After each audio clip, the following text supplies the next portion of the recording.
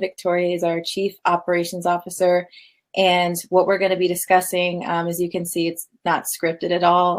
We're calling it a candid conversation on the threat of student debt for America's Black women. So this is just a quick overview of, some of the touch points in the presentation. But of course, as you guys pose questions to us, we'll be more than happy to field those real time. So to start with our why, we started this because Black women deserve to lead accomplished and abundant lives, yet due to systemic injustice caused by misogynoir, which is the intersection of racism and sexism, they experience the most difficulty in doing so. With that said, our mission is we are dedicated to empowering Black girls and women in the U.S. with tools for financial, professional / entrepreneurial, and holistic success. And our vision is considerably longer. So to pick out the key parts there, we really do seek to be a bastion of empowerment and advancement for Black women and girls from all over, but those are living here in the United States, and addressing two major inequalities, which are their 35% financial literacy rate, which is the lowest of any demographic, and their $35 billion in student loan debt, which is the highest.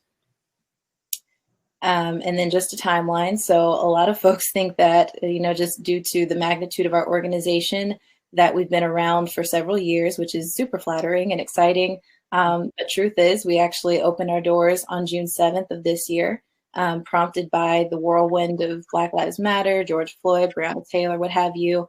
But at that point, we were able to hit the ground running considerably quickly. We launched our Economic Empowerment Initiative, which is our signature program, on Juneteenth. And then we assembled our first cohort of prosperettes, which are the beneficiaries of the EEI, and kicked off our Defeating Disparity campaign a couple months back. So it's just been steady and also exponential progress at the same time. Mm-hmm. Again, here's myself and Victoria, and just a few quick highlights. So I am a graduate of Dartmouth College, class of 2017. And I walked away with about $115,000 in student loan debt.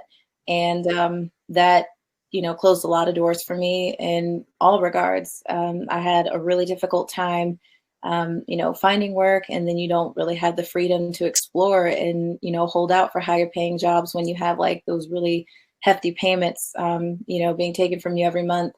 It affected me credit-wise, so it diminished my credit worthiness. I never was able to become fully self-sustaining and afford to live on my own.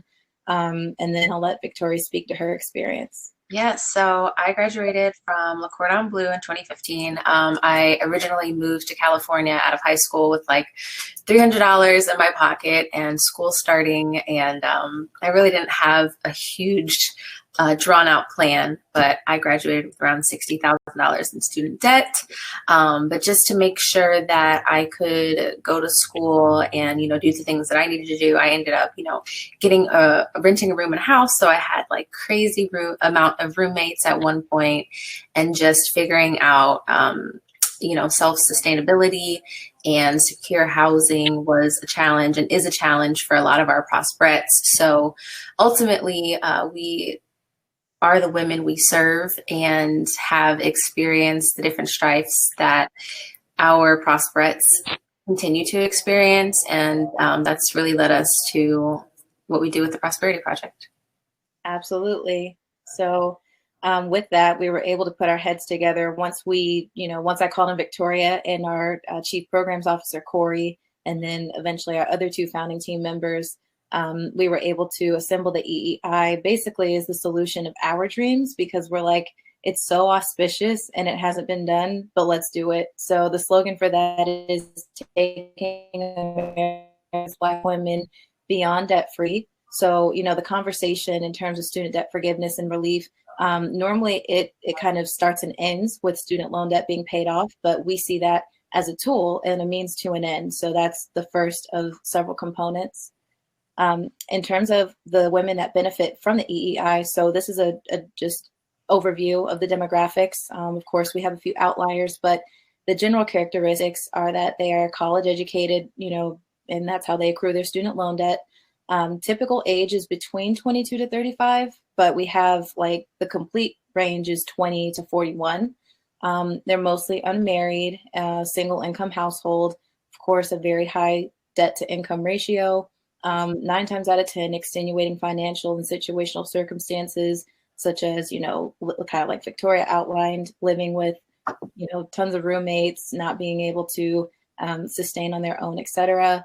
Seeking a shift in their career trajectory. So that's the other focus, is helping our prosperettes get out of dead-end jobs and move into more fulfilling and ultimately higher impact work roles. And then on the same note of impact, they must be passionate about benefiting or giving back to their community in some way. So this outline here just talks through those 4 points in more depth. As I said, this is the solution really that, you know, we were like, it feels too good to be true, but like we should really do our best to make this happen. So the first piece is a 100% student debt relief, like retroactive scholarship. And it is, so basically when a prosperette is accepted into our program, at that point, we take over the full responsibility of their student loan debt.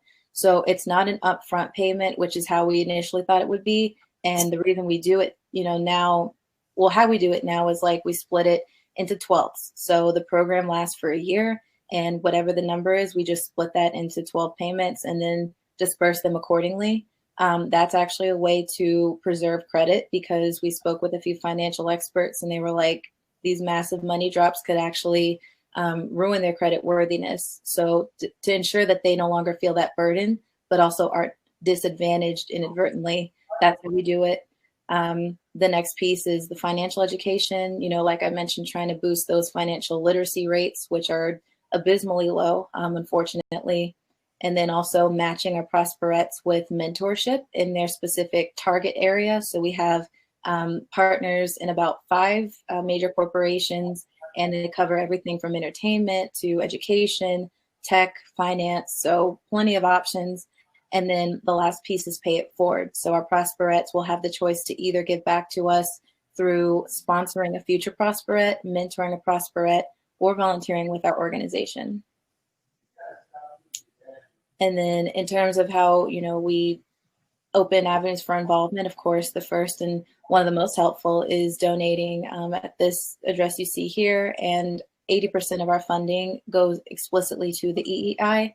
More recently, we opened up the option for donors to sponsor prosperettes, so they can like undertake that burden outright themselves. But again, this is the address. The second, or I'm sorry, so here are the tiers. And then we, of course, will always send a handwritten thank you, because we very much value and appreciate our donors and helping make our work possible. The second piece is our Defeating Disparity movement. So this is, you know, very straightforward. If you have a social media account, you can participate. It's just sharing the pink square with the caption, "In the threat of student debt, I/whatever organization is proud to join the Prosperity Project," and hashtag Defeating Disparity. And then, of course, publicizing wherever you're active and have a following. And then also, we are always open to volunteers and those that are willing to join the Prosperity team. So as mentioned, we started as a team of 5 this summer. Currently, we're at nearly 30, including our volunteers. And we actually have some that are international, Kenya, Ghana, Australia. So it's like really astounding how many folks are attracted to the work we're doing. But yeah, those are the main ways of engagement. And then, of course, our social handles are as follows. And then we have our site. Technically, we have a YouTube and Facebook account, but those aren't particularly active. Those will be getting more content in the next few weeks. But our main platforms are Instagram, LinkedIn, and then to some degree, Twitter. And the words that have been our guiding principle are, "When Black women win victories, it is a boost for virtually every segment of society," by Angela Davis, an iconic and legendary Black woman in her own right. So thanks to ScholarshipOwl, we now have a bigger platform for defeating disparity. Mm-hmm. Adrian's back. Hey, very, very cool. So we had some questions here. And by the way, this is the time, guys, to ask questions. So raise your hand and you can see the icon on your screen if you want to ask questions. So now, before we go to the student questions, I just want to ask a question that I think probably a lot of the students are asking, which is, how can they become a beneficiary of getting their student debt paid? So can you explain that process and how somebody becomes a prosperette? Yeah. So the way that we ran this cycle, and again, this is our pilot program, like we're still working out kinks as we go along. The way this one took shape is we opened it in July. So we ran it from middle to the end of the month. And it was a relatively lax application. So this time around, we've, really like strengthened it, but it's, just a standard form, and our web team is actually building out functionality on the site to put the application in-house instead of it being like some random Google survey. But that's the first step. So an applicant will fill that out, and then we will take a look through the answers, just make sure that they meet the basic qualifications. One of our team members will reach out to conduct an interview, and then depending on, just how that goes, successfully demonstrating need, at that point, we would make a decision and say, okay, yes, she, should be a beneficiary for this cohort. We actually were able to take in all 22 applicants of this cycle just because it is so small, and we have like the capacity to work with each one individually. But we're looking to scale in the next few years. So next year we're aiming to double and take in about 50, and then ideally, just moving forward, we'll have around 250 prosperettes annually. Wow, that's pretty incredible. So if you're like a college freshman or junior high school, it seems to me that you guys are not going anywhere. Right. And some of them thinks this is not relevant to them, but I would say this is very relevant to them because you have to plan 4 years ahead when it comes to your finances. So, and this is one option that you really should remember and keep an eye on.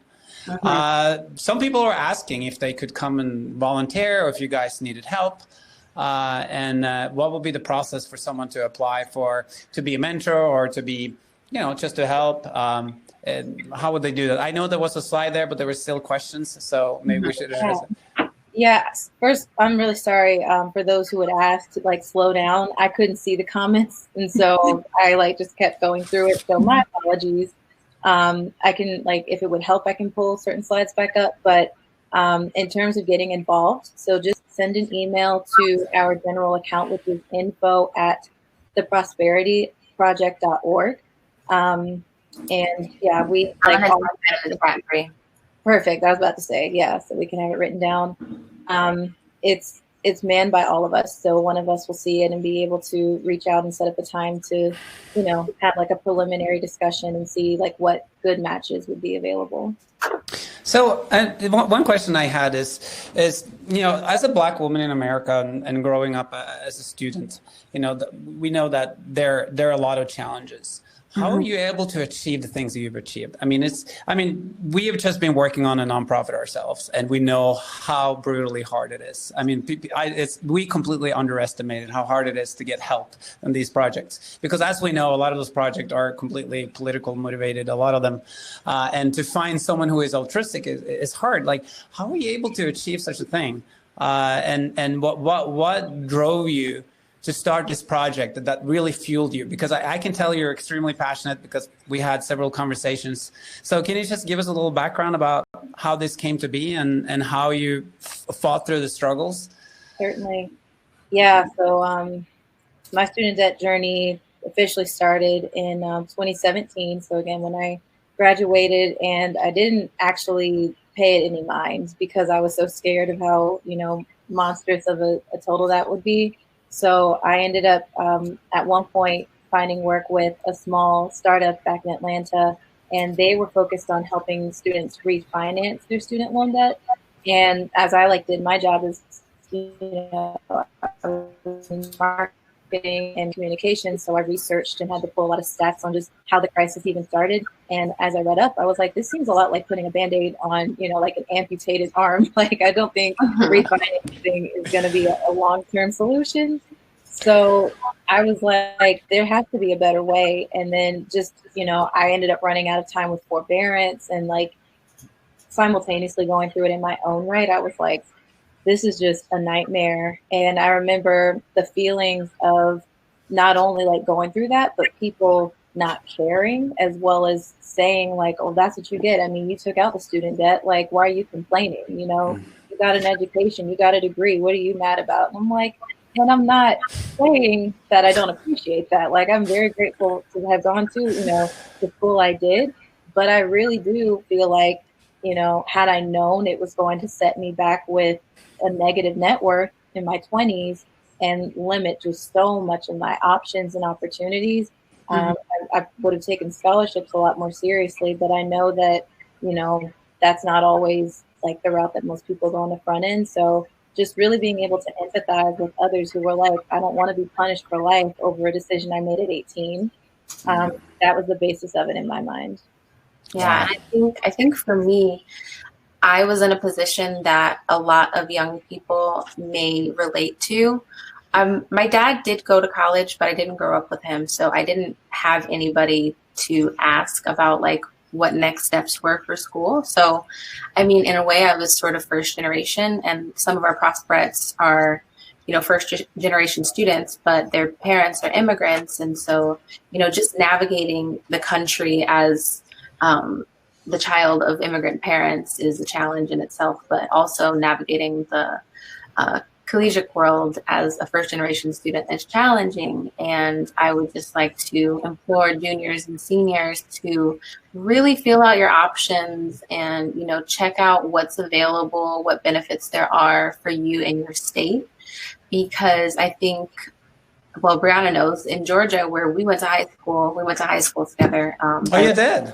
We didn't mention that. Yes. We went to wow. This is a really cool story. So let's take it way back. 10 years ago. Oh, nice. You're holding out on us. This is, I know.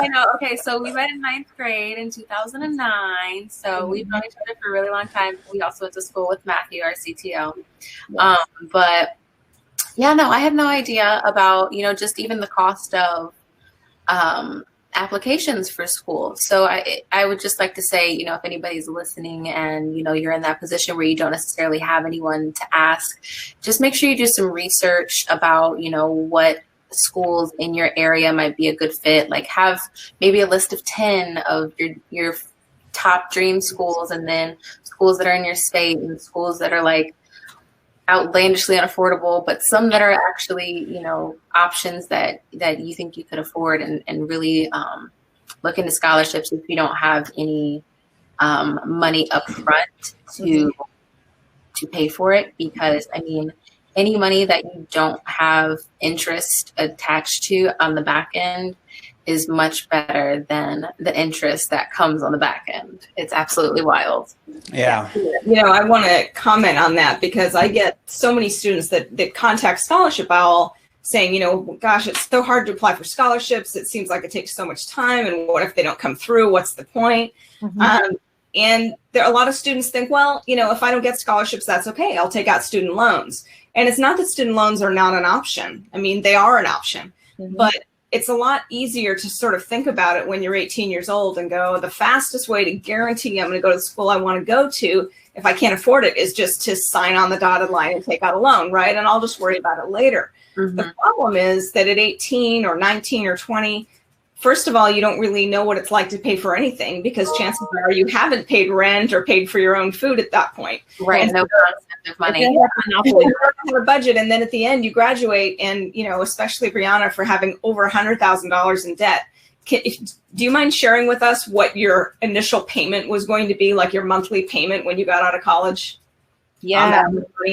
So combined, I had 3 lenders. There was one through Dartmouth. There was Fed Loan and also Sallie Mae. And I know that Sallie Mae was like, well, I mean, I'm still in student loan debt. So Sallie Mae is the highest. Combined, all are about $1,500 monthly. I'm sorry, did you say 800? 1,500. Wow. Oh, Sallie Mae alone, $100 a month. Yeah. So you add That's. I mean, you really got to look ahead and look at the profession you're going into, because if you're taking an art degree and you're stuck with a $1,500 payment, like that is a lot harder and tougher. Yeah, that's really tough because there's some profession that inherently doesn't earn a lot of money, but they're valuable and people do them for passion, not for money. But if you then end up with a huge student debt, you have to think about like, what am I going to do? Now, I did ballet. I did the ballet university, and all of the people that I went to ballet with, day to day work with something else because it was impossible to survive on it. Yeah. It's staggering, and I didn't even crunch that number until a year after I graduated. I was just like, it's a lot. People are like, how much? I'm like, a lot. Like, I was like, I'm not going to do that. Who wants to total that up? But I think it's an important number for students on this call to be hearing, because when somebody says, oh, I'm going to graduate with $50,000 debt, I'm going to graduate with $75,000, whatever the amount is, it's hard to know what that monthly payment is, especially because there's different payment plans you can have. And so I think sometimes it's sort of this mystery, and having an actual person in front of you to say, I took out this much money, here's the payment that I'm having to make. Right. It's important. And I know, some of these students, and I'm just very quickly scrolling through the chat, and believe me, we're going to get to a lot of these questions. So hang tight for those of you that have questions. But a lot of them are asking, well, what can I do now before I graduate with student debt, right? And so obviously what you want to do is you want to apply for grants through the federal government and through the state. You want to apply for scholarships through the school that you're applying to or the school you currently attend. You want to apply for third-party scholarships through ScholarshipOwl or other websites. There are a lot of options. And loans are an option, but they shouldn't be your first choice. They should be a last resort. And I'm sure you guys would agree with that as well. Naps to all of that. Yeah. We did a live series about students or Black women students who are paying as they go. And I know that's not always an option. A lot of the women who have been able to pay it off early or have been able to pay as they go are in a situation where they live at home, and or they have, work that allows them to pay it off. But if you're in a position where you maybe can stay at home for a little while and, do a summer job and just knock out some of it, you're knocking out the principal. The interest on a huge number like that is just crazy. So like if you have maybe some debt and maybe your principal payment is like $150, you might be paying $50 in interest every single time. And so your minimum payment is $250, but 50 of that is going to interest every time. And these are just random numbers, but each time the principal is not necessarily getting that much lower. So you're paying interest on a number that's not decreasing that much. And so you're giving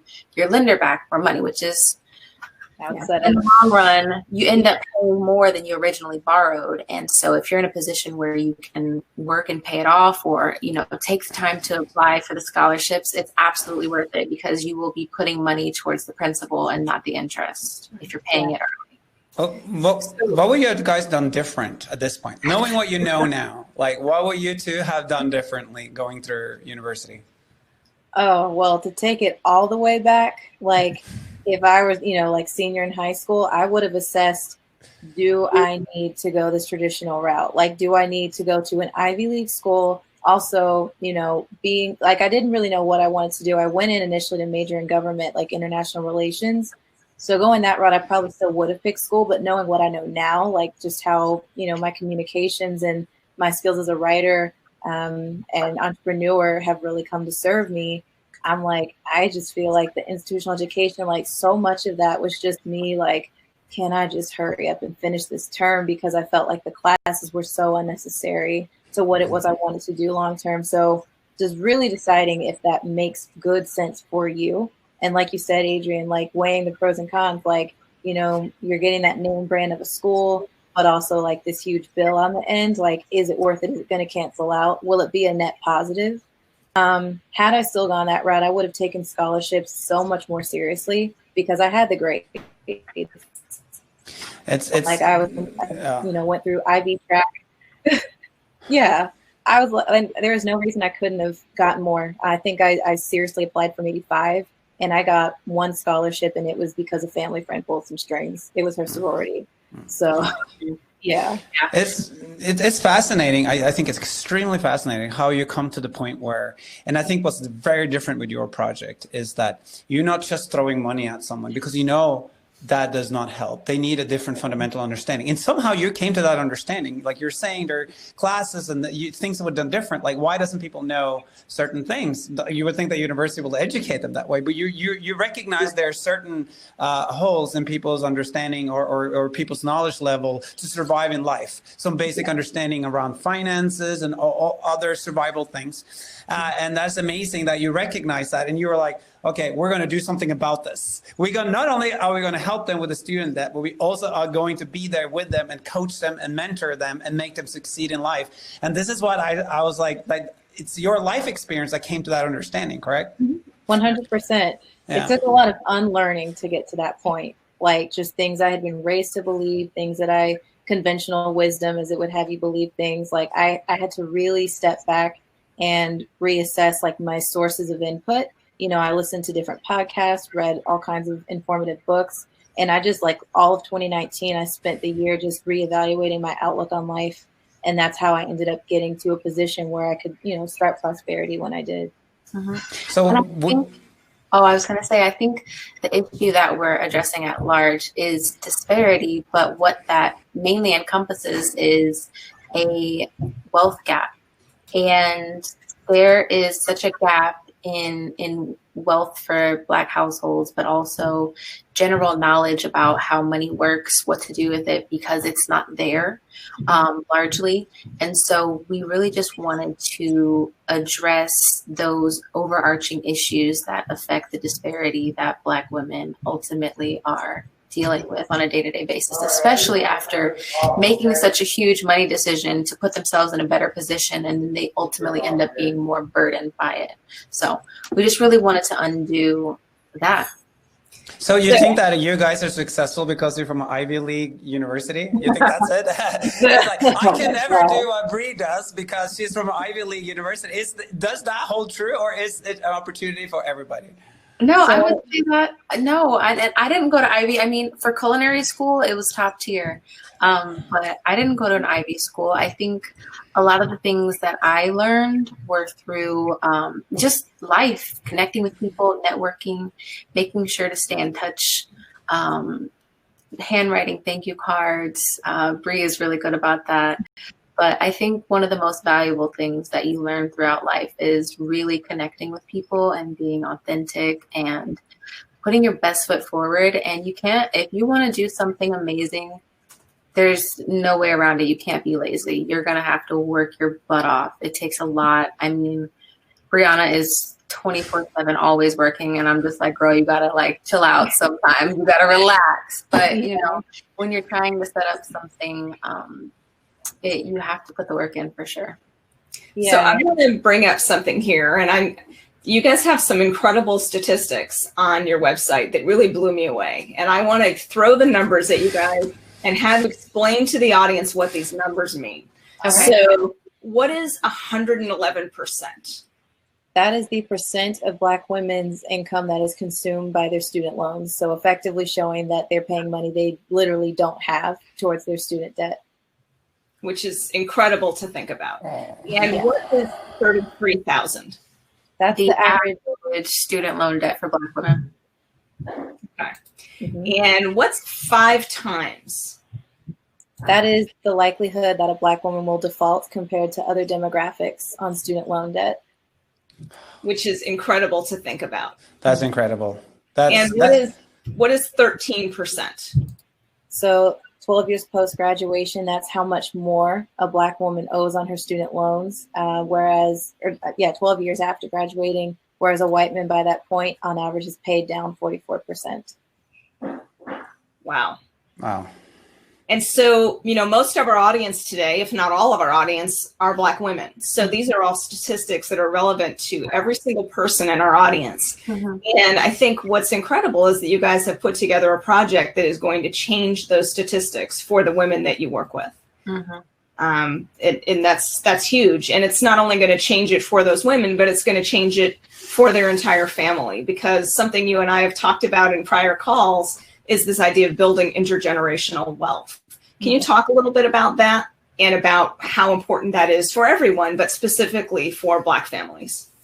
Absolutely. Yeah. So generational wealth, like there, without that component, our program would be pretty fruitless because we want to be able to nurture and, help correct the deficits and then empower, our program members with tools so that they can keep these cycles going. The whole reason that a lot of Black women find themselves taking out loans is because their family does not have the means to bankroll their tuition. You look at Asian American families, you look at white families, you look at, Latino American families, like the wealth in those households just tends to be higher than it does in Black households. And so it's like from the start, they're at that disadvantage. But then also the principles, like, your cash flow really doesn't measure your success. It's like how much you're actually able to hold on to. So if you're making, a 6-figure job out of college, that's awesome. But if you owe $250,000, as not one, but two of our prosperettes owe that much or more, it's like, it's still hard to really like get savings and be able to have disposable income. So we really want to speak and teach to the principles of just being smart with your money and then leveraging once you do get more, because what will we anticipate happen from the program is 9 times out of 10 prosperettes are getting new jobs that pay them more. And so we don't want that to be like more income and then more expenditure. We want that to be like more income that you can save and now put down for a house and now afford to move into, a better living situation. So we really want to get this at the fundamental level and correct a lot of the misinformation and non-information our prosperettes have regarding finance. Mm-hmm. All right. I think it's time to open it up to some students who I'm sure have lots of questions by now. Yes. So I'll let Adrian take over this part. Yeah, no, I'm letting a couple in, so we'll see if they're still there. They've been waiting for a while. And that goes for everybody, that you can raise your hand and we'll let you in to ask questions. So let's see.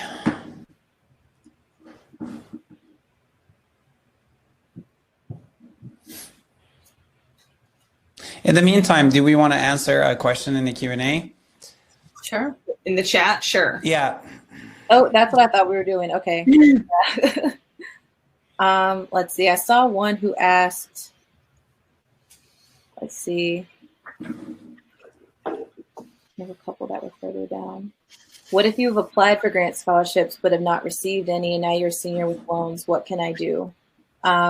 Very relatable, because I remember like going through some of the applications and feeling like this is worthless. Like I'm not either hearing back or I'm getting rejected. So I ended up, and again, I know that this is completely situational. I was fortunate to where I could build into my schedule time to work and, have like some sort of income coming in. But I mean, it was pretty marginal when you think about it. And also I didn't put nearly enough towards student loans. So I would say, like, when learning from my mistakes, being able to establish at least one stream of income that can help like lessen the burden while you're in school. So we have Jocelyn. Can you hear us? I can. Can you all hear me? Yeah. Okay, hello. I was trying to turn my video. I mean, I'm not looking all fancy like everyone else, but I was trying to turn my video on, and I can't. You should have seen us this morning. We were Oh my gosh, head wrap, everything. I don't know how to do that. So, oh, here we go. Okay, wait, hold on. And now I guess you gotta turn it around. Okay, yeah. I'm not sure. I don't know how to do that. I'm sorry. You're good, girl. Oh, but you know what? This is not going to be good, but we are going to try this. And then do this. Hello. There we go. Okay, so now that you see me, I'm going to turn it back around. Okay, so this is uncomfortable. And I have a few questions that I wanted to ask. Sure. Okay, great. Okay. Nice to see your face, Jocelyn. Okay, wonderful. All right.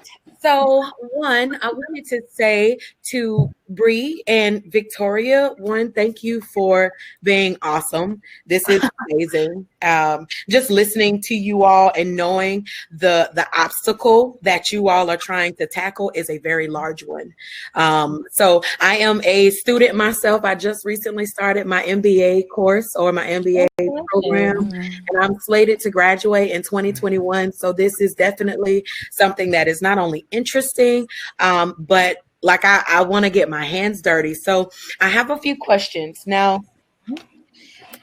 Okay, so as an entrepreneur, what obstacles did you face as a Black woman?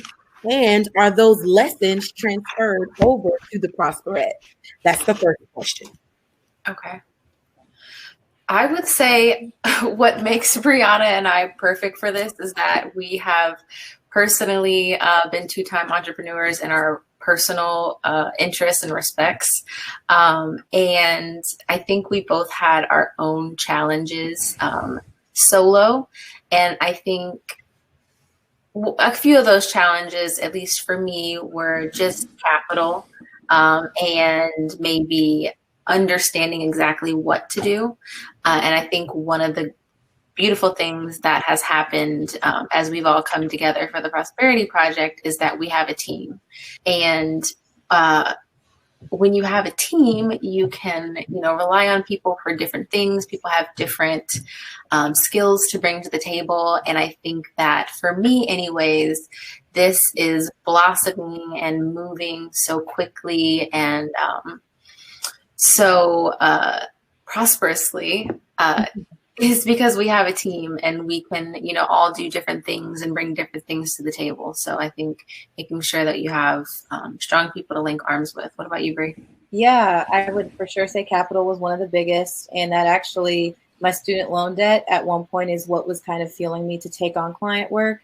And that resulted in me actually getting terminated from a contract because I just was off my game and I completely dropped the ball. And like when I first accepted it, like all I paid attention to was how much I would be making. Like just because I was like so behind on student loans, like I think 2 months at that point, it was right before my credit dropped.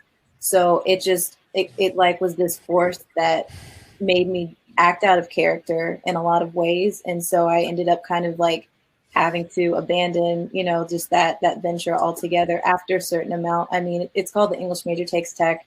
I may still keep it as like a blog in my spare time, but it certainly is not enough to stand on its own as a business model. But in terms of translating that to the prosperettes, 100%. So we are trying to help get them comfortable with dreaming big. One of the prosperettes, Sabrina, she has these brilliant ideas for a couple ventures, and I had to kind of fish the ideas out of her because she's like, I'm really scared to like tell people about this. I feel like people are going to make fun of me for it. And I'm like, do you know who you're talking to? Like we have been, in our own rights, like rejected and told that we are just, doing way too much and trying too hard. So yes, that's one of the core components is to normalize young Black women who want to start a business and not just go, get a job. Like we're of course catering to both parties, but that's definitely something we focus on. Okay. And I'm not going to try to hog all of the time, but I want to go ahead and get them out so I can be done. Okay. Is there a maximum amount of student loan debt that will be paid once they are, a prosperette? No. Okay. Well, that's beautiful. Yeah, our prosperette with the highest is $294,000 in student loans in this cohort. Oh, wow. Okay. So after graduating from the program, is there an option to transition into employment with the organization? With the Prosperity Project? Yes. Certainly. Yeah. We're laying the groundwork for that because I would say a third, if not half of our current prosperettes want to go into nonprofit work, and just the issues that they seek to address and that resonate with them. I mean, it's kind of like, working with us for a few months would be a perfect and a natural fit. Okay.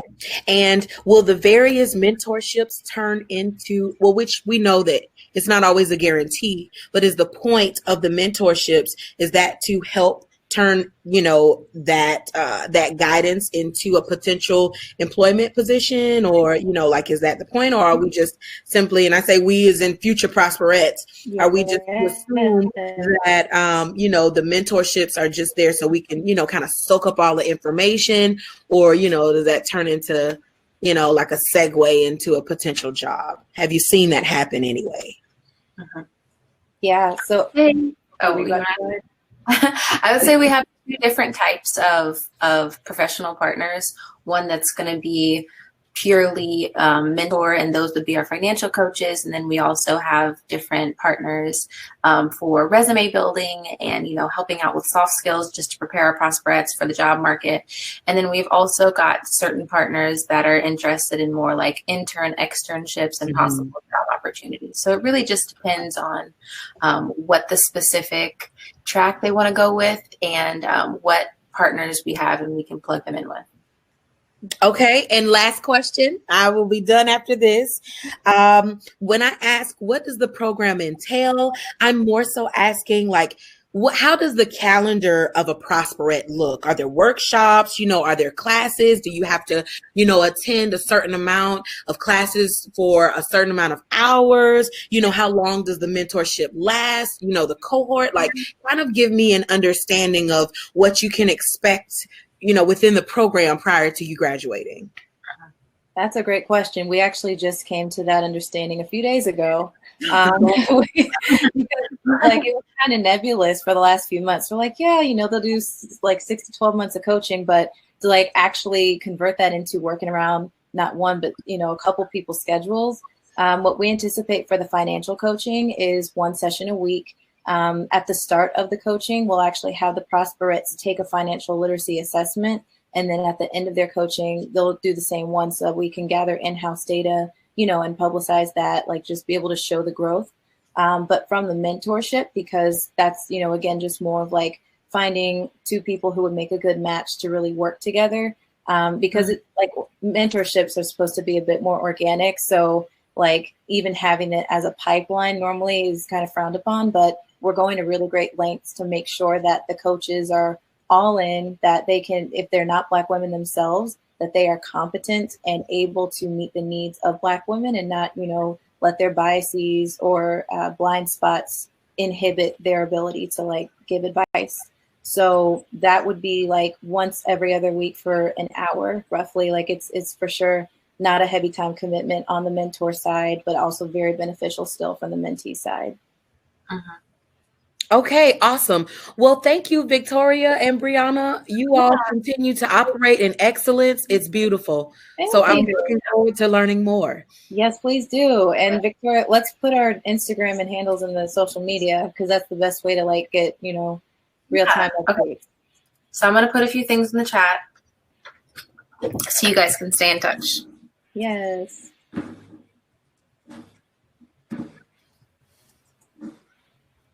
All right, Adrian, who is next? Annette, I'm sorry if I'm butchering your name because I'm so bad with names. It's Annette, correct?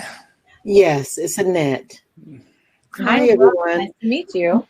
I had the question that you first answered about having the loans. I'm over 50, but I was at BC because I had some loans from the 80s that I didn't even accept, and from a business academy. So I figured, I'm staying school all these years, stay 10 years at BC, and just to keep that little thing in deferment. Then when I get there, I decide, I'm learning all this stuff. Now I know I need to move on and get to the university. And I get to the university, and now I'm hurrying up. I started this spring. I graduate next spring. That's how quickly I went through summer, everything, so I can get out. Wow. Because now I had to take these loans, and you don't get, nothing deferred, or you don't get any fee waivers. So it's like, okay, what I'm doing, I'm getting in debt. It's like I'm up to $26,000, and I've only been here a year. Yeah, It's scary to watch. Yeah, so I'm just want to know what to do. I'm kind of getting a handle on it, but everything I'm learning, I'm teaching my granddaughter. So she lives with me, and I'm raising her. She's doing her A's. I'm showing her finances so she don't make the mistakes I did. Like I'm a first generation student, and my siblings, they went to high school, finished high school, and was like, I'm done with school. So I'm the only one who really likes school. Mm-hmm. So yeah, just trying to make sure my grandchildren don't make the mistake I did, and I really want to handle on that finance so she don't get cut and caught up in the, the big student loans. Right. I've tried getting scholarships that whole time I was at BC. I never got a scholarship. I've tried at the university. I'm always on ScholarshipOwl, always. Right. I'm constantly applying all the time because I want to go get the master's, but it's like, I don't have the money. I'm not going to do it. That's going to be more debt. Yeah. That's the tough boat to be in. Like, I actually was pressured quite a bit by a few relatives to go get an MBA. And I was like, you're not going to win me over. Like, are you going to pay the tuition? Because I was like, I'm not about to take out, $250,000 for, whatever school, because of course, then there'd be the shaming. I think they accepted me. Stay right here. Stay right here. Microphone, please. Don't walk away. Uh-oh. I think that. Thank you. Y'all hear me? Mm-hmm. Yeah. Okay. I thought I heard like multiple. I had to mute the person, so they probably didn't know they came in with a mic. Got it. That was Salondo. Yeah, Salondo. Okay. Yeah, no, I was just saying I completely get where you're coming from, because I want to get the master's because I want to teach, and I know having the teaching helps to pay it off. So I have been researching and all of that, but to get that master's, I'm going to have to take more loans, and I know I'm going to have to pay at least 12 payments before they start deciding they're going to forgive any of the loans. So, it's like, oh, no, maybe I should just go into social work, but I'm a psychology major. So we'll see. I mean, it's like, that's what we're frustrated with, is just how broken and fractured the system is, because it's like, you pigeonhole teenagers or, students into choosing this area of study with the hopes that that will be what actually, helps them sustain their career long term. And so many times it's like those options don't even make a good fit.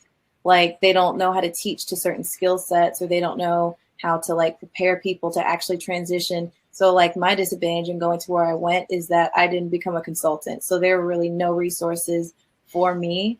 If you weren't trying to go to Boston Consulting Group, McKinsey, become an analyst at Goldman or what have you, like there was really nothing for you in terms of continuity.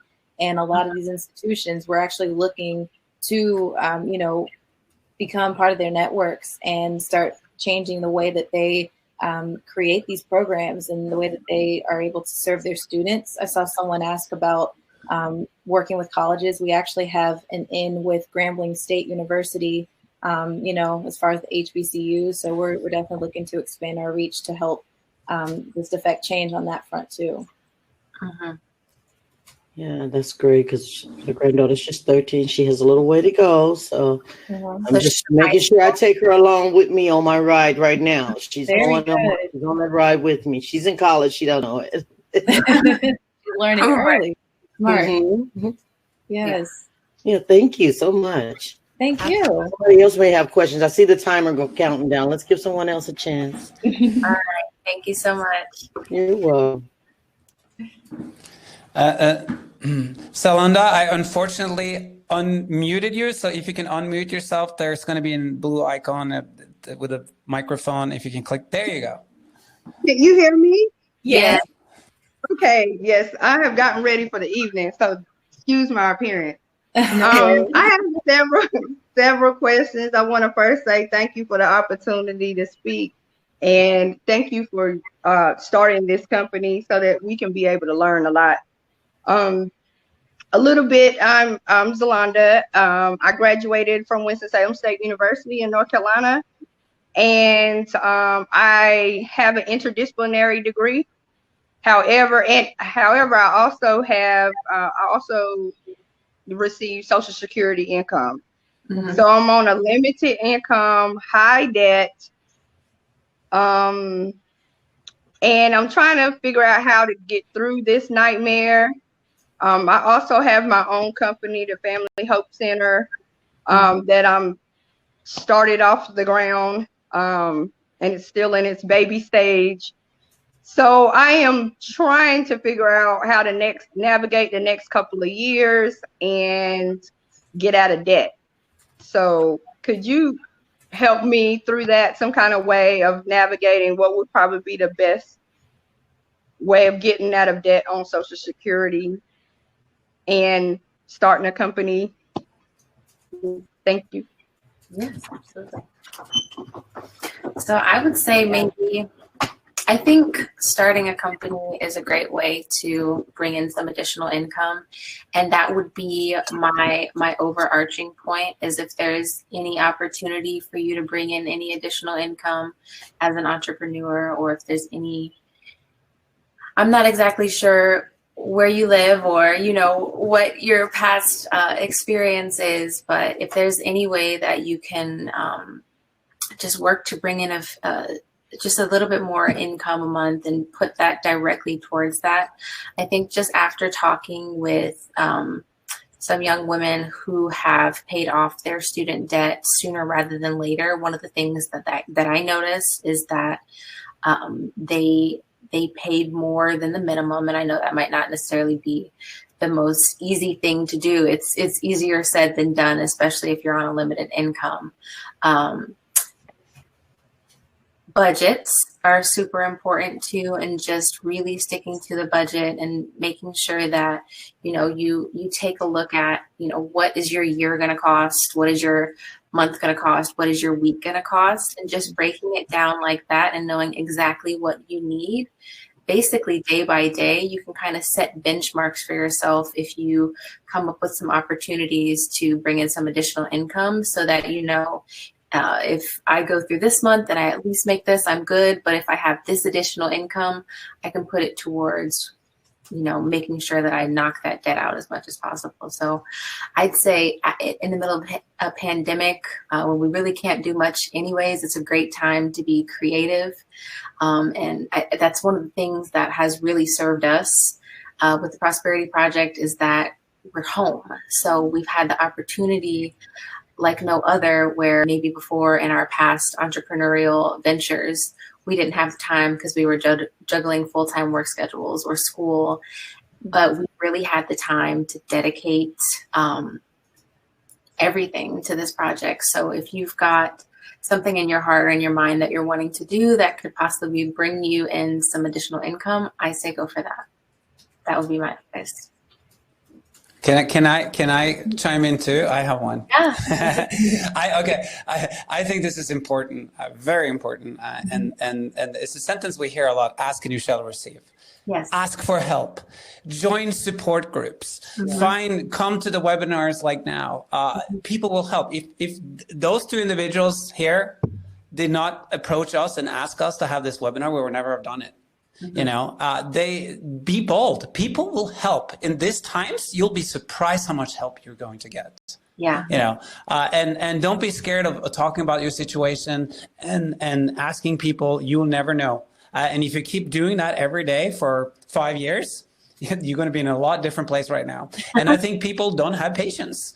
They just want everything now. But you have to. And I think what Bree and Victoria has been doing is they set themselves goals. They have been thinking long term, and they set themselves goals, and you keep doing consistency every day, and you'll get there. You will. You can't fail. The only way you fail is if you stop. Absolutely. 100%. Yeah, like the fact that you're even. Oh, go ahead. No, you go ahead. Oh, I was going to ask one more question, but you go ahead. I want to hear it.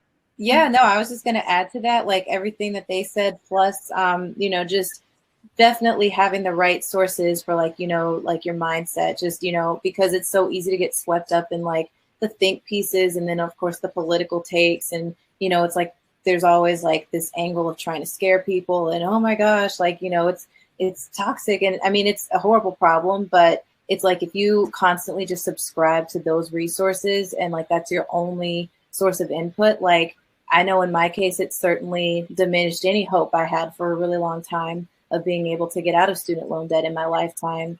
I actually saw an article, I think it was Forbes or Business Insider, and it was like, you know, cases for why you should make your student take out loans, like, you know, talking to parents.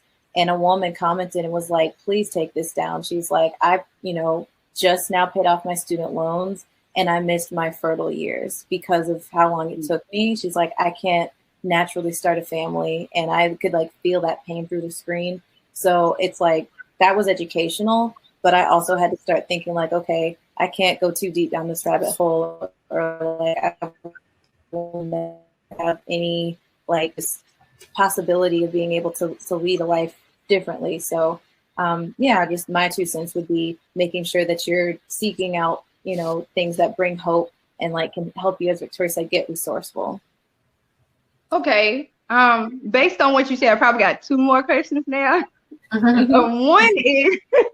One is consolidation. I've heard about consolidating your loans. What is it? And is it, well, now it's 3 questions. So, what is consolidation, and is it worth it? And should we do it?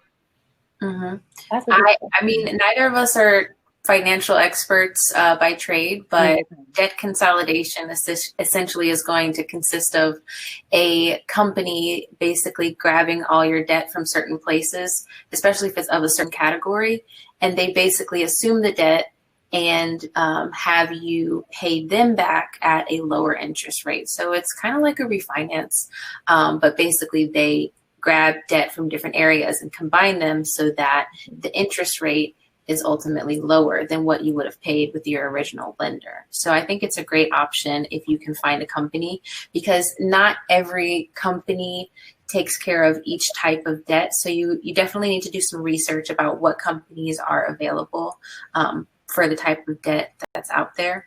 But that's essentially what they would do. Can I chime in on that just for a moment?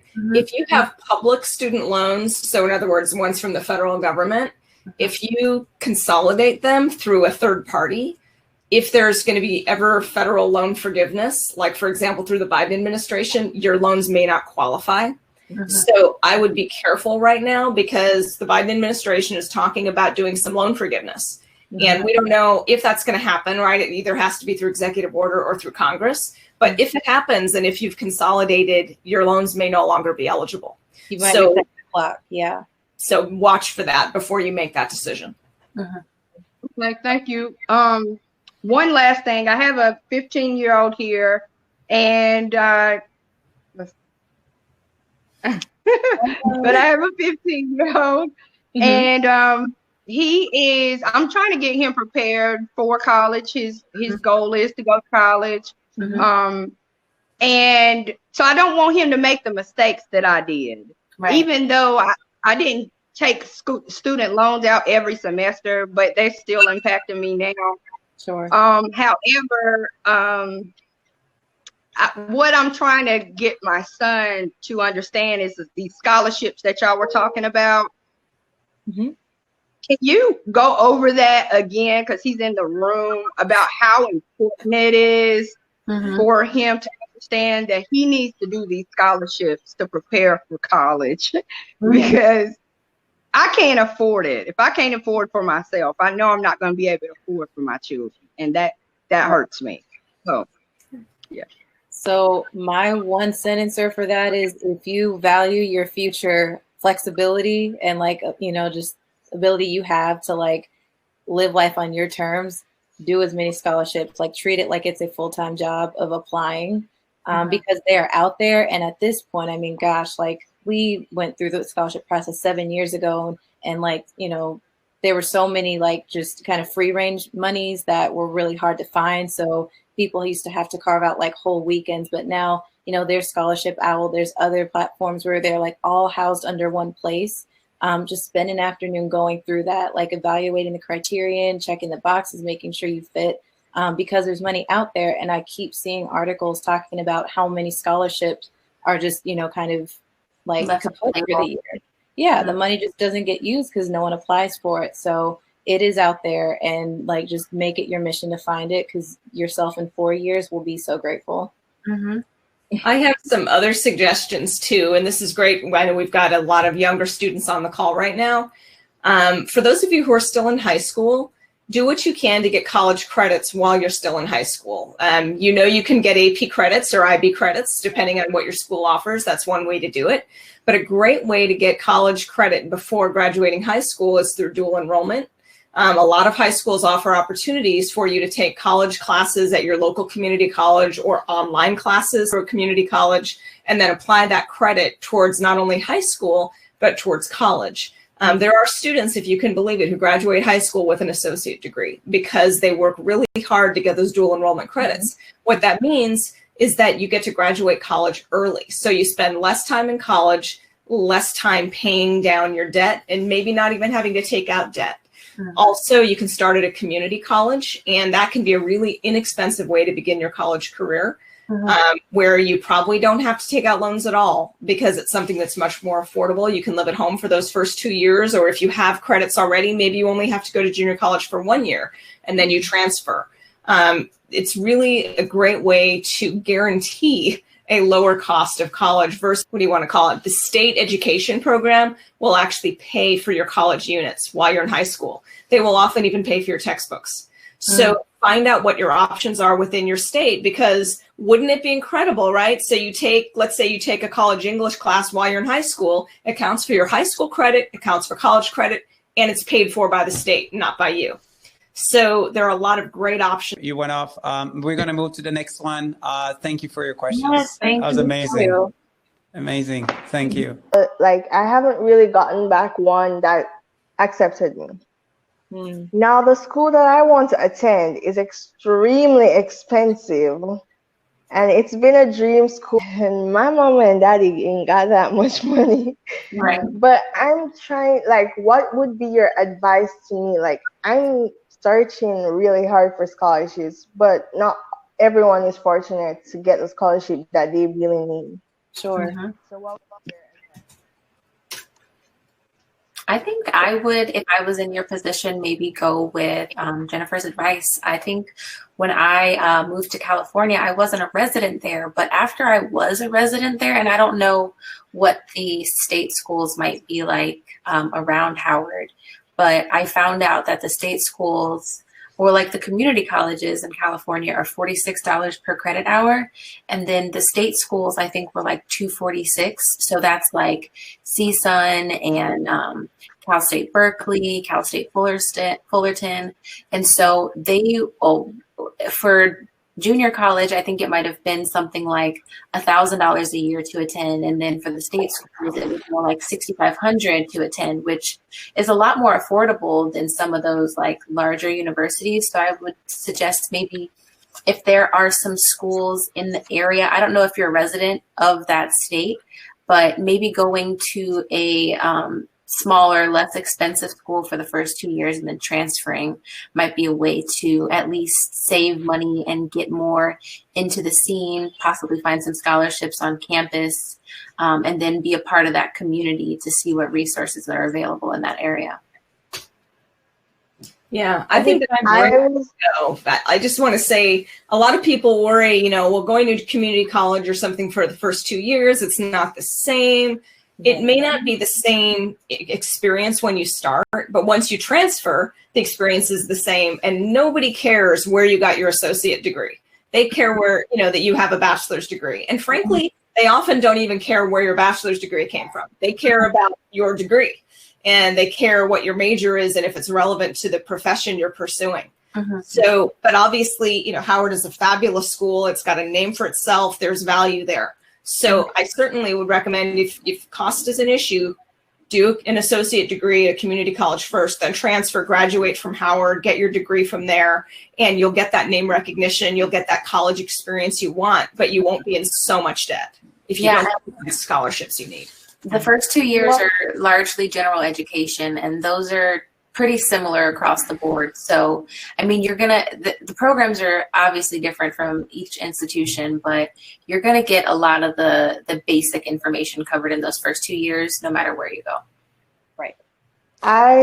What I did for myself, because I know it would be cheaper, I am doing dual credits. Like, since I've arrived, I've been doing dual credits. And what I did for myself is that I started AP as well, but when weighing it, I'm like, for dual, you don't have to do a test. For AP, so I'm like, yeah, no, I which one? recommend credit.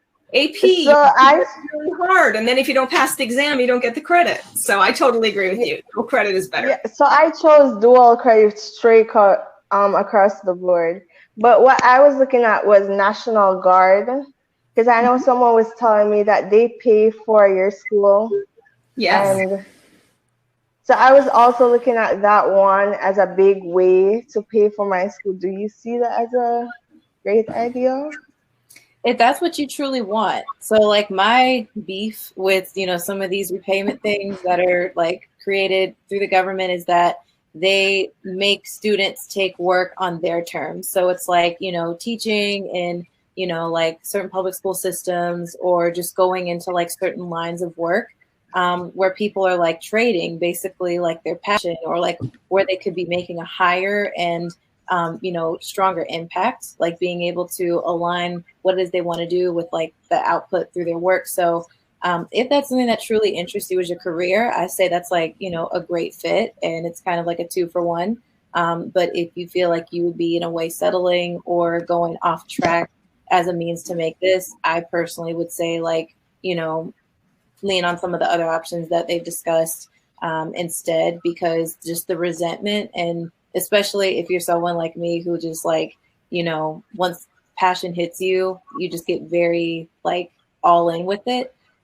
Yeah, that could lead to a lifetime of regret. So just yeah, and I think it also depends what profession you want to go in.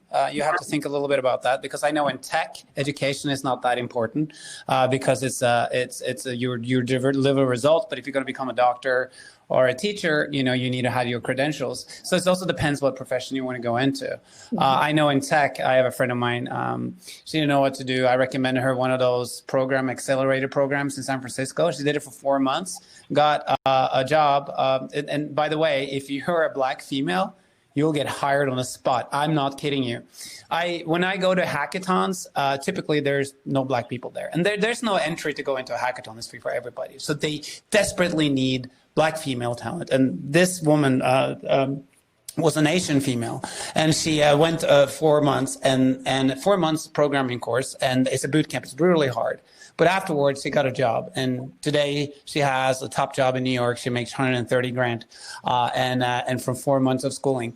And being a Black female in tech, they will fight to get you. Trust me, they want to, because we all know having diversity in teams create more productivity for the whole sum. So they're not only looking at your productivity, they're looking at what you're bringing in. Because the more diversity you have, the better the output is from the whole team. And it's so hard specifically to get Black female to work. And I worked in tech for 20 years, and it's so hard to get diversity in that industry. So if that is an industry you want to go into tech, I can assure you that you will get a high paying job very fast. Yeah. And to Adrian's point, so I was going to say, I don't know if you're aware, but like certain companies, like, you know, the big tech, Apple, Google, Facebook, they're breaking the mold already, like, because they are trying to address student debt in their own regards. So now they have like their own education systems where like you basically go through 6 months and then you get that certification in line with your skill sets. And then it, you know, completely eliminates the need to have to go to like the traditional top tier that usually would be like a feeder for those companies. So, you know, just being really knowledgeable on like the different approaches that other organizations are taking, because I think we're now at a tipping point where more organizations and institutions are putting their foot down to try to stop the current trend. All right, last final thing. I want to start a business for myself where I know I'm young, but my teacher always say dream big, and I'm always dreaming big. Now, I want to start a business, like a non-profitable organization for children with disabilities and orphans, because I know their struggles. I've seen it, and you guys call it Girl Scout here, but I was a Girl Guide back home in the Caribbean. And I love helping. I have a passion for helping, which is why my field is medicine. Now, I want to start this organization, but I don't know where to start, because when I ask someone if I can help or volunteer there, like not everyone is welcoming.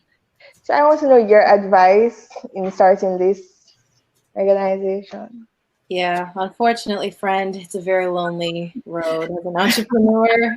Just to be real, there were so many times where I was like, God, I just wish that I could like openly talk to someone who's like supportive and, isn't going to judge me, isn't going to make, all these rash assumptions, like, just to really be heard and like have your ideas like nurtured and valued.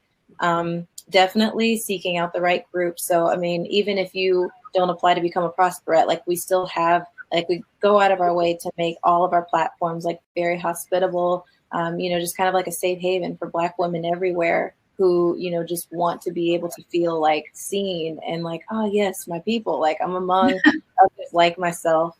So yeah, as an entrepreneur, like there's always some great books that I can recommend for anyone basically who I encounter from both like my mentee and also just relatives who are like in a similar boat. There's a book called So Good They Can't Ignore You by Cal Newport. I mean, life-changing. It is my life Bible, just in terms of the way that he breaks everything down. It's really beneficial for entrepreneurs. So if you like send a message, I can, make sure I get you the title and everything again, but just really like pouring into the right resources, because books were like my family while I felt kind of isolated and estranged on going the entrepreneurial route. It's true, because we do live in an extraordinary society where all the information is out there. The problem is which information is the right information. Is what we're struggling with now. So is that book by Cal Newport? Is that?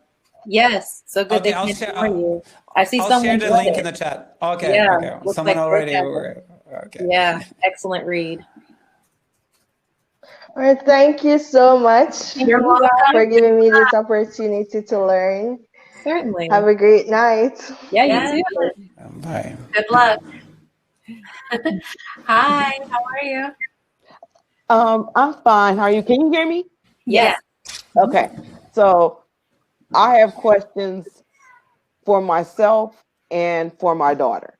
Okay. I'm gonna start with my daughter first because she's the younger one. So my daughter went to college, graduated, and she has student loans because she's, in another state. We're in 2 different states. So she's in another state. She has a job. She has a place to stay, but her student loans are kind of in flux because she can only pay so much. So whatever the minimum payment is, she can't even really make the minimum payment, but she still tries to make the payment. What can she do to help fix her situation? And she's doing the best she can, and she gets real frustrated. She kind of cries to me, and I'm looking at her like, oh, I can't help you. Right. So what do you suggest? So does she have is her lender private or a federal lender? I want to say federal. I want to say it. I'm not quite sure because her paperwork for her whatever goes somewhere else. It doesn't come to me. Okay. I'm not sure. Well, that was going to be my other question, is if you were a co-signer on her loans. Okay. Yeah, so if she has federal, from my experience, and I think the way that it typically is they're much more flexible, like they have more forbearance to offer. I took great advantage of that just because it lessened the burden. And even being able to get the monthly payments, technically you're in repayment, but the payment is 0. So I know that for sure is an option offered through FedLoan.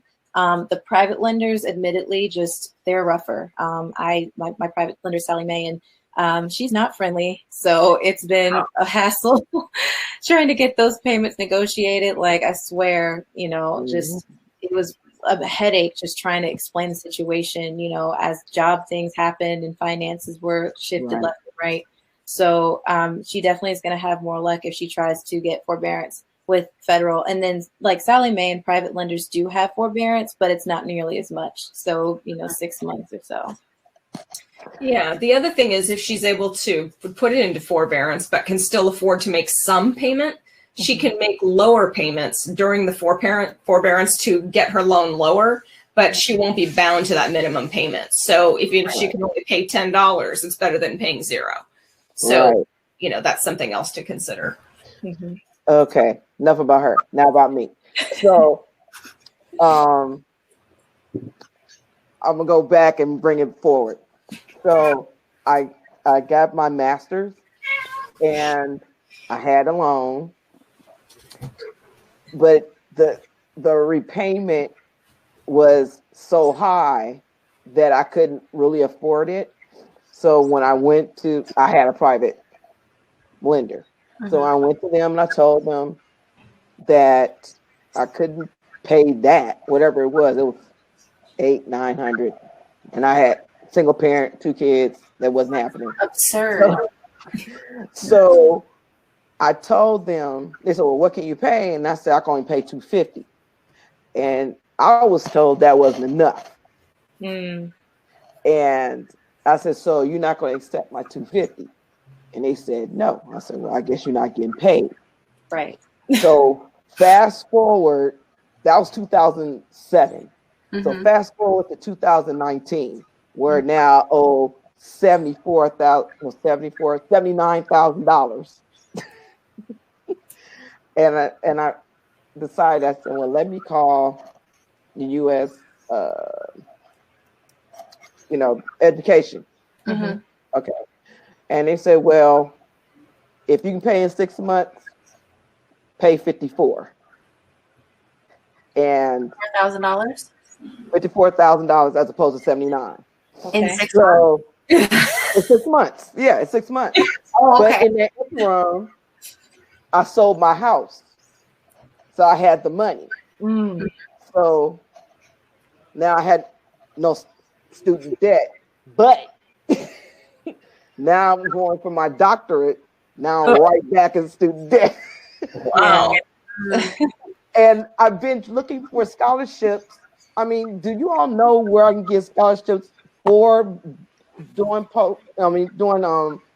doctoral services? Because I haven't seen any. Yeah, if you're going to try to get a PhD, you might be able to get it fully funded through the university that you apply to.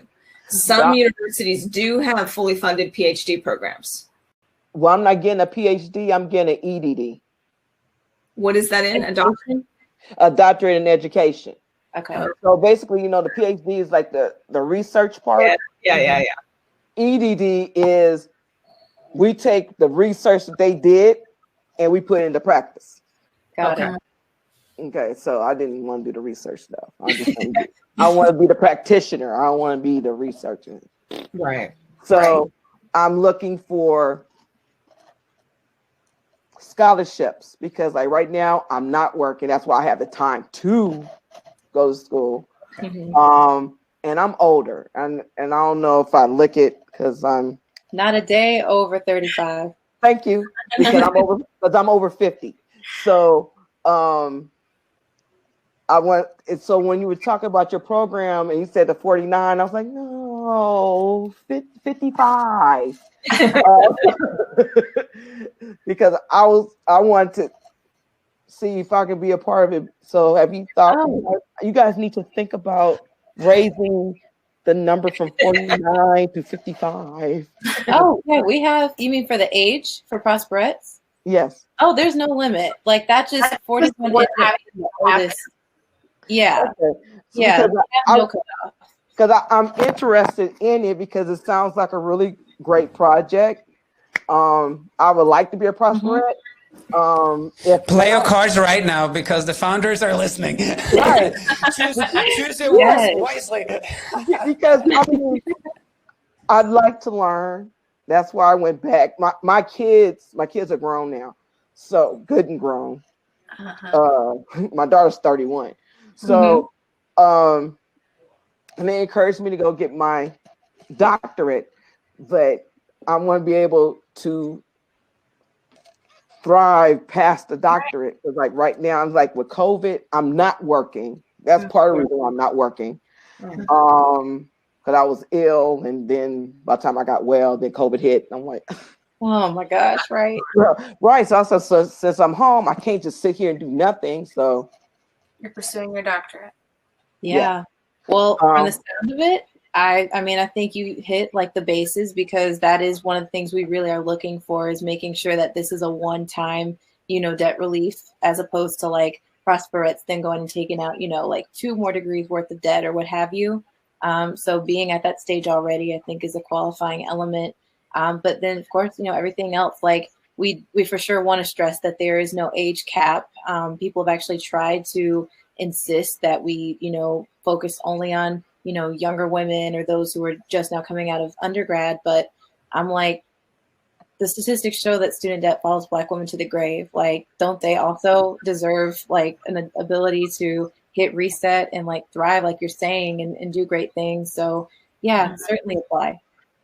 Okay, so where do I do it? Cause I'm ready. I'm ready. Yeah, I'm ready. Keyboard is ready to go. So Yes. when do we exactly plan to open it? Because we have the application like created. So we've been thinking top of January. January. Yes, and I would like to add, we want to make sure that you're at the end of your program, so that everything is totaled. Whenever you do apply to anybody who's wanting to be a future prosperette, want to make sure that you're at the end of your program, so we know what exactly that repayment would be in totality. But in the meantime, in between time, we'd love for you guys to stay connected, because we're constantly putting out information. We're gaining partnerships with companies like ScholarshipOwl that might have some resources available for you in the interim. But we absolutely want to stay connected with anybody who wants to have some fantastic information on their journey. So yeah, definitely stay connected with us. Okay, I'll do that, because if I stay on my schedule, I'll be getting my doctorate in 2023. Okay. I just started. I'm only on like class number 2. Got it. Okay. I thought you were in your last year of that. My mistake. No, that's okay, because I just started in August. So okay. So super new. So on ScholarshipOwl, there are scholarships for doctoral studies. They are not PhDs. I don't know. You have to sign up for like a 7-day trial, and just make sure you cancel it, and then you fill in your properties, and then they will match you to scholarships. And it might be for I'm not sure. You just have to. We have over 1,000 scholarships in there, and we keep updating it on a monthly level or a daily level. We have a whole team that scours the internet and vet the scholarships and put them in there. And then, so if there is one that matches your profile, it will show up.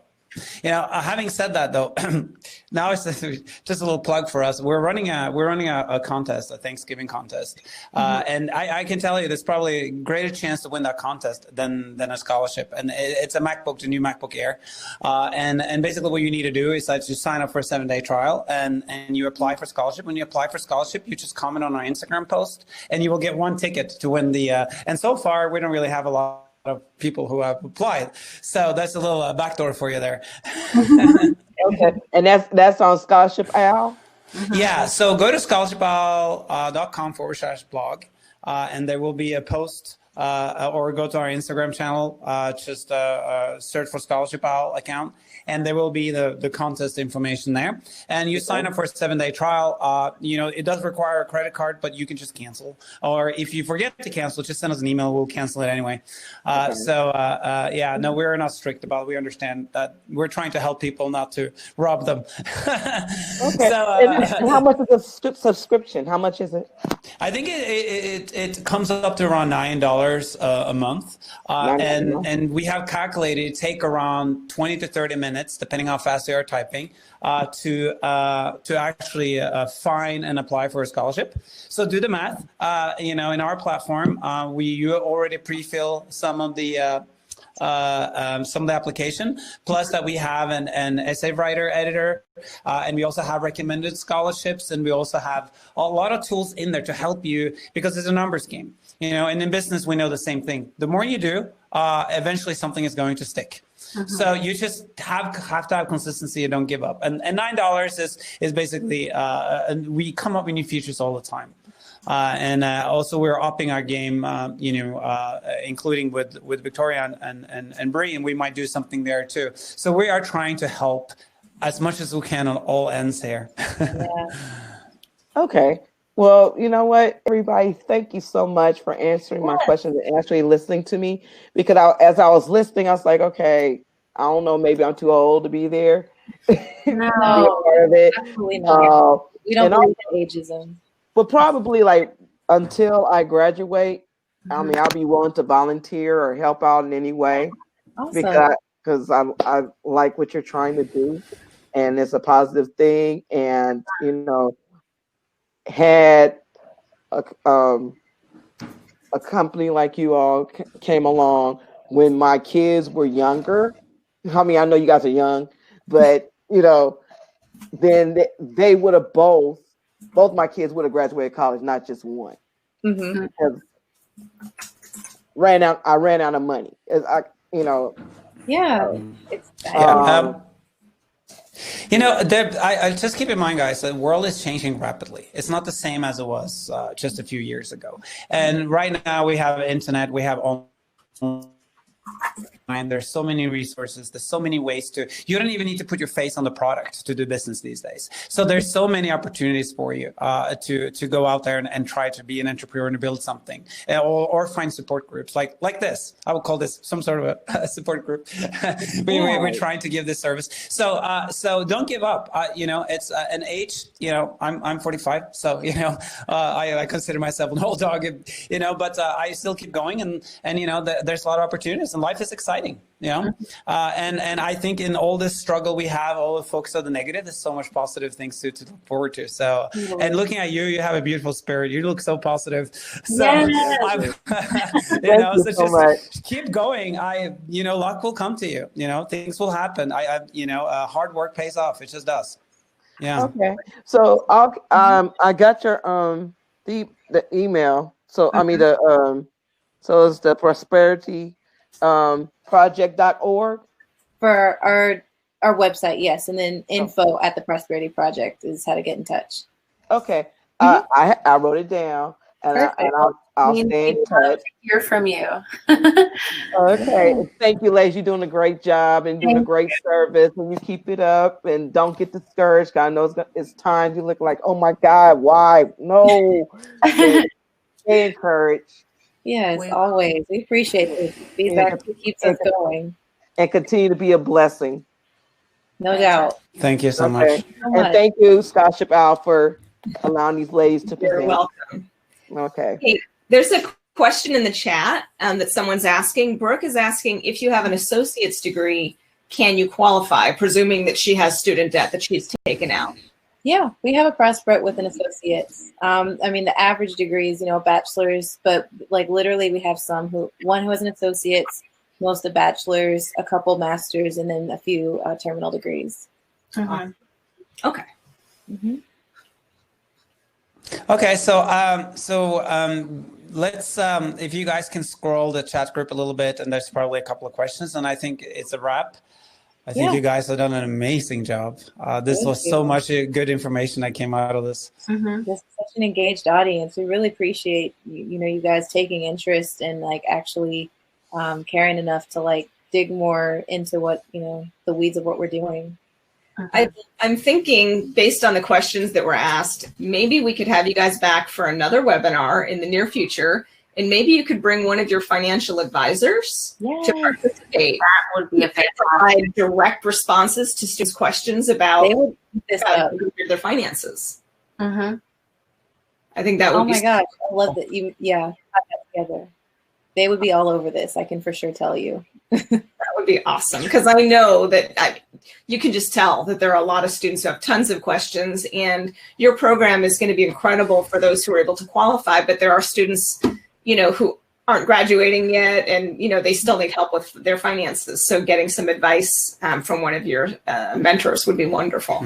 Yes. Yeah, and another thing is that we are also looking for volunteers in ScholarshipOwl. Yeah. We're going to open up an internship program, and Jennifer, you just give us a couple of blurb about that, because you were talking something about they could get points, and I didn't understand that. So yeah, it's literally being formulated this week, our internship program. So thanks for putting me on the spot, but that's fine. So we are looking for interns to help us with marketing and social media, becoming brand ambassadors for ScholarshipOwl. So for those of you who are paying attention here, and if you're interested in getting some actual job experience, ScholarshipOwl is a great place to intern. We can work with your college to make sure you get college credit for your internship hours. And it's not paid, but we might offer stipends or something. Now I'm going to put Adriana on the spot that maybe we could offer some stipends depending on our situation. So that's what we're looking for in marketing, and that's the department that Adriana and I are part of. But we're also looking for interns who have technical experience, interns who can do some developing or coding. Maybe some people who can help in customer support. So when people have questions, they might be able to respond to questions in our chat or over the phone. What's great about ScholarshipOwl is we are a 100% fully remote company, not just with COVID, but year round. So Adrienne and I work out of our own homes. All of our interns will work out of their homes. So it makes it really easy to intern with us and get some work experience. And it's great for your resume, and especially for those of you interested in working in nonprofits or education-related organizations, we're a great place to intern. And of course, for those of you interested in volunteering with the Prosperity Project, I want to give you guys a plug about that too, because I know that there is a lot of opportunity there as well. So, one thing that is really, really underrated. You help yourself by helping others. And I know that's very counterintuitive, but oh my God, by helping others, it really helps you in the end, because it helps you to resolve your own issues. And you learn so much by helping others. And I'm sure, I'm looking at Briana and Victoria, and they're probably, like, in the short few months they've been doing this, there've probably been light bulbs after light bulbs, and everything is evolving because they're learning so fast. And, and being a part of organizations like this is going to be a part of your long-term success. It really is. I really recommend everybody who has opportunities, a few hours a week, and just to get involved. You'll learn so much. I have spent, I think, 3 years of my full doing completely volunteer work. I didn't get paid. 3 years of my life, and I, because of that, I became the person I am today. And I did well. I managed. I can feed myself, and I have a roof over my head. And I just are with amazing people, and I learned so much. So I really, really cannot. If you guys feel that you don't have anything to contribute, but trust me, you know a lot. And you have a story, and you're worth something, and your uniqueness is needed in this world. So don't think that you're too small or don't know enough to be a part of movements like this. Go for it. We will help you shine. We will help you shine. And the other thing too is, by doing these kinds of experiences, whether it's paid or unpaid, whatever it is, that can help you get scholarships, right? Because then you have more experience to put into your essays that you write that go with your scholarships. You'll have a more broad worldview of things. And so it makes it a great way for you to have stories to tell when you're applying for scholarships. Yes. I wanted to answer a question in the chat. Joy asked, what can you do with the program if you haven't gone to school yet? I noticed you spoke about women already towards the end of their program. Do you have anything for anyone at the start? So what we provide is a retroactive scholarship, and that would mean that it's someone at the end of their program. But if you are a high school junior, senior, or anywhere at the start of your college journey, we'd love to have you as a part of our community. We want to make sure that we are actively sharing financial literacy through our socials and just the different ways that we interact with the world. So we want to make sure that, you can, connect with us and reach out to us and be a part of our community while you're in school, so that you can make informed decisions and, possibly find out about different resources and things that are going on while you're getting your education that can help you at the end. And then once it makes sense to apply, if you're not already at that point, then apply. We'd love to have you. And to also build on that, for what it's worth, just knowing what's in the pipeline for us down the line, we very much do have intentions of creating a traditional like scholarship as well. So that way, you know, we can meet the need preemptively, you know, prevent others from having to go through this cycle. And like, you know, there's really no telling at which point, just because we're taking development as it comes to us, you know, but just so that that's in people's minds, just planting that seed, because we want to show like our plans for diversification down the line. So unfortunately, it might be once you're through with your program, but that's, you know, for those who are even younger, who might be eligible for that, that's coming. Awesome. Wow. A lot of good stuff. A lot of good opportunities, people. That, you know, it's just about how far do you want to take it? You know, there's no limits here. That's amazing. Yeah. I see we've been going for 1 hour and 40 minutes. And, yeah, we got so much good feedback here, you know, and I think like, you know, we're probably going to do something similar again. So I'm thinking maybe January, February, we'll do something. We will continue our partnership. So we will continue doing something for you. Yeah, I wish you guys luck. Yeah, it's Thank you so for much having us. Yeah. We've been looking forward to this. Thank you so much. Books. Great event. cool. And the replay will be available tomorrow. An email will go out with a link. We regularly do webinar once or twice a month, depending on the season and what's going on. We have essay writing webinars. We have how to apply for scholarship webinars. We have admission. Jen, there's a lot of, we have a cycle. I don't remember them like you do. Pretty much anything you want to know about applying to college, what colleges to go to, exploring careers, applying for financial aid, applying for scholarships, writing for scholarship applications. So throughout the whole gamut of the application cycle. Yeah. Fantastic. Very good. I just saw one quick thing that I think will be a great tie-in. Someone says, would you consider opening another webinar when the application reopens? Since it's January and we are tossing out early next year, I think that would make perfect sense. That would be great. That would be perfect timing. Yeah. We'll do another one. Yeah. We look forward to it. Cool. All right. Thank you guys so much. Yeah, thank you. Thank you all. Well, have a good night. Bye. Bye. Bye-bye. Happy Thanksgiving, everyone. Yeah. Happy Thanksgiving. Bye-bye. Bye.